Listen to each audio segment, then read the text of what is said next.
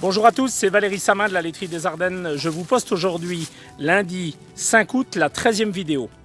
Faisons un petit peu le point depuis la dernière vidéo numéro 12 qui portait sur le métail, donc il y a déjà presque 3 semaines. En fait, on parle souvent dans ces vidéos des productions fourragères. Elles sont bien sûr conditionnées par la météo. L'effet marquant de ces dernières semaines, c'est l'apparition de pluies qu'on attendait vraiment impatiemment, surtout pour les cultures de maïs. Alors elles sont apparues de façon un petit peu au moment de la foire de Libramont, de façon assez massive dans certaines régions où on a eu des 30-40 mm d'eau, donc de façon assez tranquille, et donc ça a eu un effet très favorable. Mais dans d'autres régions de la Wallonie, autour de ce que j'entends de certains éleveurs, c'est qu'en fait il y a eu des pluviométries dans certaines régions de moins de 10 mm. Et donc ça aujourd'hui, pour l'instant, ça ne rétablit pas la situation qu'on pourrait qualifier de sécheresse. Donc on a eu la semaine dernière un phénomène caniculaire qui était le deuxième phénomène caniculaire avec des très très fortes températures. Vous avez tous eu des fortes chutes de production au niveau des vaches laitières. Là, ça a été un petit peu plus long que la dernière fois, que celle du mois de juin, et surtout un peu plus intense. On est monté graduellement vers des 43 voire 45 degrés. Donc la Wallonie et la Belgique en général étaient en alerte orange par rapport à ces conditions climatiques. Et donc ça a peiné quand même fortement la production des vaches laitières. Il y a même des vaches qui ont vraiment souffert, principalement les plus vieilles vaches, mais aussi des vaches qui ont vraiment passé ce cap de canicule de façon compliquée. Par rapport aux productions fourragères, derrière moi vous avez un beau champ d'avoine qui a été récolté, et puis à ma droite un régras. Au niveau des moissons, les moissons, les escourgeons bien sûr sont terminés. On est dans les épautes, les froment, on est déjà bien ou voire très bien avancé, et dans certaines régions carrément la moisson est terminée. L'effet marquant de cette moisson, plutôt des rendements assez corrects et une production de paille conséquente. Donc ça va plutôt avoir tendance, des échos que j'ai, de faire baisser un petit peu le prix de la paille qui se voulait depuis l'année dernière plutôt à la hausse autour de 85 €. Maintenant on entend plus correctement, c'est bien sûr toujours trop cher, mais des prix qui sont plutôt à 60-65 €. Les échos venant de la France également, c'est qu'il y a beaucoup de paille. Et donc là, on va dire les marchands de paille commencent à se jouer un petit peu plus large, et de se poser la question de ce qu'ils vont faire de toute cette paille qui, on le verra un petit peu comment elle se comportera cet hiver. C'est une paille qui n'a pas eu d'eau pour sa maturité, et donc on est sur une paille très sèche, très courte, très brisée. Donc faites bien attention quand vous achetez de la paille de bien regarder la qualité. Alors par rapport au fourrage, les productions fourragères, on va dire pré-naturelles ou pré de fauche, comme ici c'est du LDA fauche à base de régras. Aujourd'hui, les températures qui sont encore soutenues, les faibles pluviométries, on a juste des parcelles qui sont vertes, mais avec très peu de production. Donc ça devient compliqué pour le pâturage. La distribution pour les vaches laitières, c'est presque obligatoire. Elle est déjà redémarrée depuis quelques semaines. Et je vous demande d'être assez prudent sur vos vaches allaitantes pleines, sur vos génisses pleines, et même sur vos jeunes bêtes, d'aller voir un petit peu les animaux, d'aller les observer. Souvent un ballot de paille n'est pas suffisant quand il n'y a vraiment plus de production fourragère sur les prairies. La complémentation devient un petit peu obligatoire, et on voit des animaux qui commencent à maigrir. Par rapport au tout de bronchite vermineuse et ces choses-là, donc souvent on dit on doit aller inspecter un petit peu les animaux et écouter si ça tousse au moment du 15 août. Et là pour l'instant on est plutôt sur un printemps qui a été relativement sec, et donc on a très peu d'infestations. Ça n'empêche quand même qu'il faut aller observer régulièrement vos animaux lors de la complémentation et regarder l'amaigrissement, l'état des bouses et écouter les animaux les plus maigres et voir si ça ne tousse pas. Toujours bien également se préoccuper donc de l'approvisionnement en eau dans les prairies. Alors par rapport à la production fourragère, la préoccupation actuelle de beaucoup d'agriculteurs, c'est les stocks de fourrage. Donc la première, la deuxième, voire la troisième coupe, mais on va dire les 2 premières coupes d'herbe ont été très bonnes en quantité et en qualité. Donc on n'est pas trop inquiet, mais bon, on doit commencer à rouvrir des silos maintenant. Donc on va dire, on est quand même sur 9 mois de distribution d'herbe pour 3 mois de production. Avril, mai, juin, et puis depuis juin, on ne peut pas dire qu'on a beaucoup produit de fourrage. Alors les surfaces de céréales se libérant, vous avez pour certains l'obligation de semer des couverts dans le cadre des SIE ou des pièges à nitrate. Ça, c'est pas le cas de toutes les exploitations, mais dans cette optique de pouvoir couvrir les surfaces libérées assez précocement de céréales, on va parler des dérobés. Alors, je vous montre un petit peu ce qui peut être fait et choisi. Alors là, je me trouve dans une parcelle d'escourgeon qui a été déchaumé superficiellement avec un outil à dents, et qui a déjà été préparé une première fois avec une herse rotative rouleau packer cross-quille afin d'éviter l'évaporation. Ce qu'on constate en fait depuis la moisson qui a eu lieu de presque plus d'un mois, en fait, on sait qu'en fait on a un sol qui est quand même relativement moteux, on n'a pas de dégradation de la paille. Ici il y a eu un épandage de fumier plutôt assez type compost, assez fin. Et voilà, on retrouve en fait les paquets de fumier qui sont là.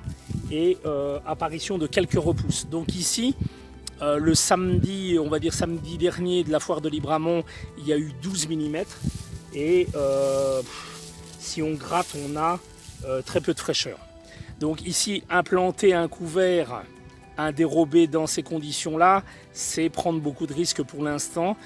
Placer un régras dans une terre très moteuse comme ça et très sèche, très soufflée, peu de risques, peu de chances de réussite.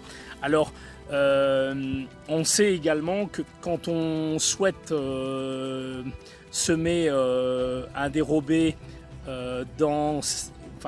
après une céréale avec des conditions de travail un peu simplifiées, c'est-à-dire type d'échauffage et pas de labour, on a la grosse problématique des repousses, surtout en escourgeon. En froment, en épeautre, un peu moins, en triticale, pas de problème. On est sur des repousses qui sont peu concurrentes ou pas trop gênantes pour le développement de notre culture dérobée, principalement le régras italien. Avec l'escourgeon, gros problème. Donc sur des batteuses qui auraient perdu beaucoup, bon cette année ça a perdu beaucoup parce que les pailles étaient assez vertes, donc il faut être vigilant. À la place des andins, on va avoir des grosses concentrations de repousses. Donc pour l'instant, dans ces conditions-là, on ne sème pas. On attend et on prie pour que le dieu de la pluie nous entende, mais il est plutôt prudent d'attendre en fait des prochaines pluies. Bon, après, pour ceux qui ont eu 20 litres, 30 litres, 40 litres, comme je l'ai entendu, pas de problème. On fait un déchauffage comme ça, en quelques jours, vu les températures, les repousses d'escourgeons vont vite sortir. On redonne un coup, on sème, il n'y a pas de souci. Par contre, pour les autres qui ont, on va dire, eu moins de 15-20 mm et dont le lit de semence n'est pas humidifié, on attend. Alors, qu'est-ce qu'on peut semer dans ces dérobés ? Je vous présente rapidement, je vous ai mis ici en place derrière moi les sacs. Moi, je suis, par rapport aux cultures dérobées, contre l'exotisme, c'est-à-dire ça ne sert à rien d'aller chercher des choses du type Moa, Sorgho, qui ne sont pas adaptées à nos régions et dont on n'a pas une expérience et un recul suffisant pour connaître la réussite de cette culture. Je suis pour des valeurs sûres, et sur ces valeurs sûres, la valeur sûre numéro 1, surtout pour des éleveurs laitiers, c'est le Regra italien. Alors à la laiterie des Ardennes, nous, le Regra italien, il s'appelle le LDA Tempo. C'est un mélange de Regra italien, donc de trois variétés, Icar, Lascar et Madeleine.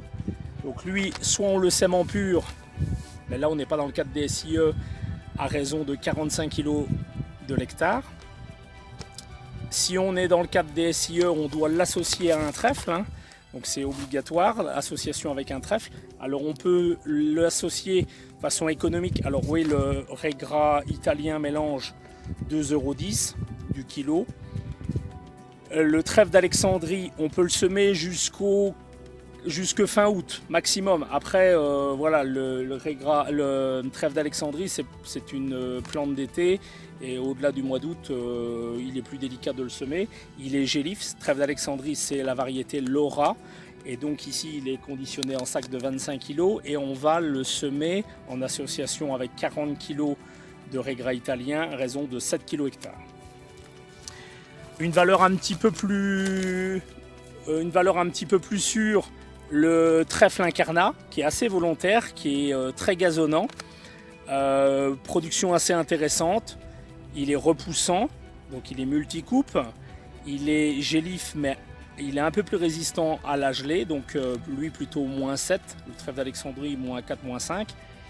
Donc là on augmente un tout petit peu le prix, on est à 2,40 € et on va le semer aussi à raison de 7 kg l'hectare, associé à 40 kg de Regra italien. Alors là on est dans le cadre de dérobé, c'est-à-dire pour une culture, pour une implantation et une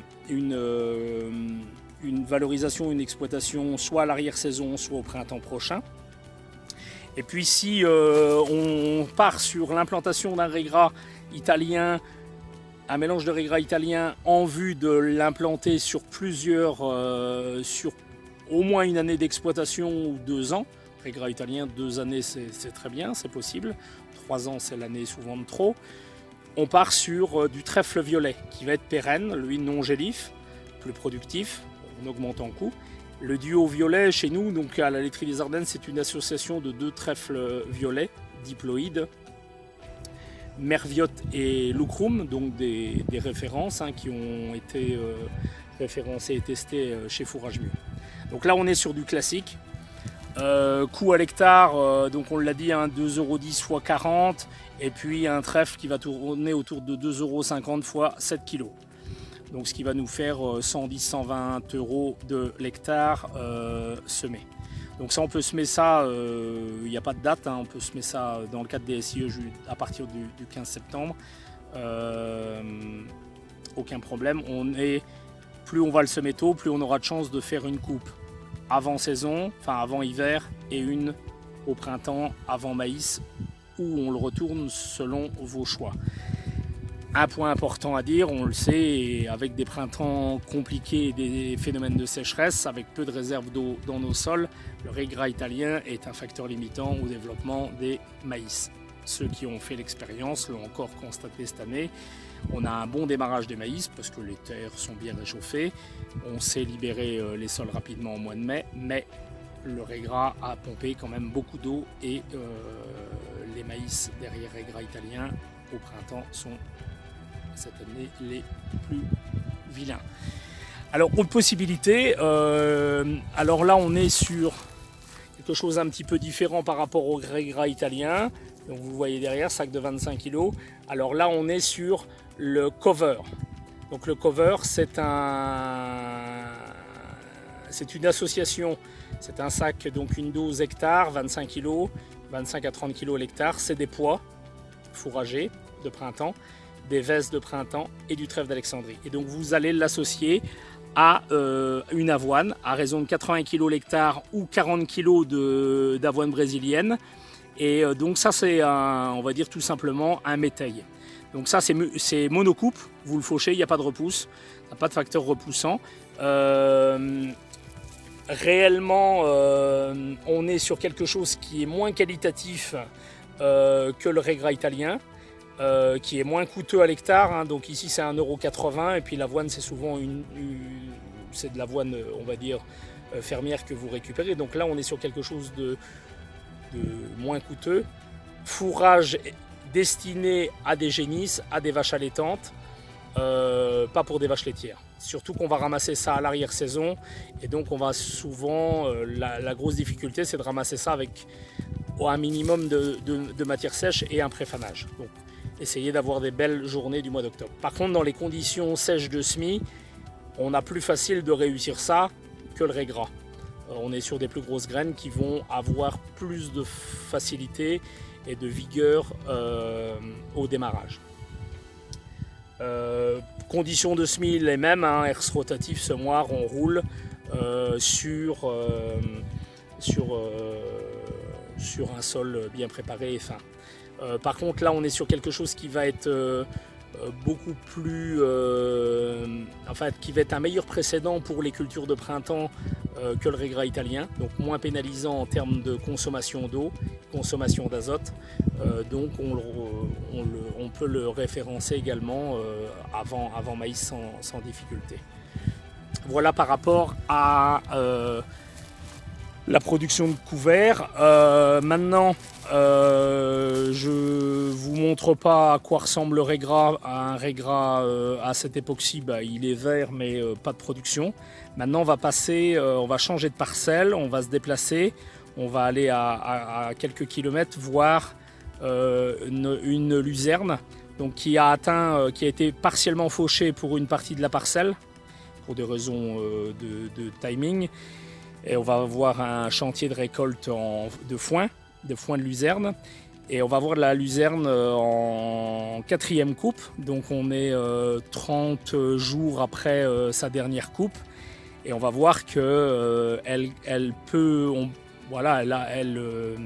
garde bien son qualificatif d'être la reine de la production fourragère en conditions sèches. Ici elle a eu juste 12 mm dernièrement et la masse est quand même relativement conséquente et on a une future belle coupe. Donc on change de